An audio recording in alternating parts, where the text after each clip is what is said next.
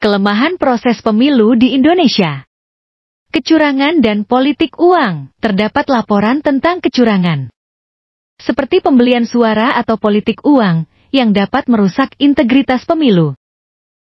Infrastruktur dan logistik. Beberapa daerah, terutama yang terpencil, mungkin mengalami kendala dalam infrastruktur dan logistik, yang dapat mempengaruhi proses pemungutan suara dan penghitungan.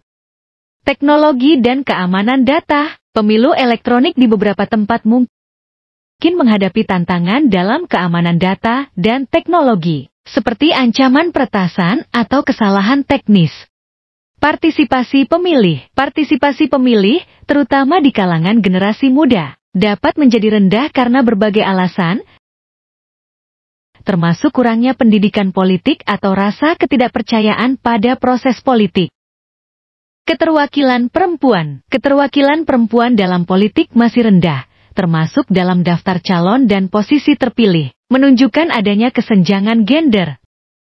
Penyelenggaraan pemilu daerah. Pelaksanaan pemilu di tingkat daerah seringkali dapat menghadapi tantangan, seperti kurangnya sumber daya dan keberlanjutan pengawasan. Penyelenggara pemilu. Kinerja lembaga penyelenggara pemilu, seperti KPU, Komisi Pemilihan Umum, mungkin tidak selalu optimal. Dan kebijakan atau keputusan tertentu dapat menuai kontroversi, masalah hukum dan penegakan hukum. Beberapa pelanggaran hukum selama proses pemilu mungkin tidak diatasi atau dihukum secara efektif, yang dapat merongrong kepercayaan masyarakat pada keadilan pemilu. Media dan informasi yang tidak seimbang. Kekurangan keseimbangan informasi di media massa dapat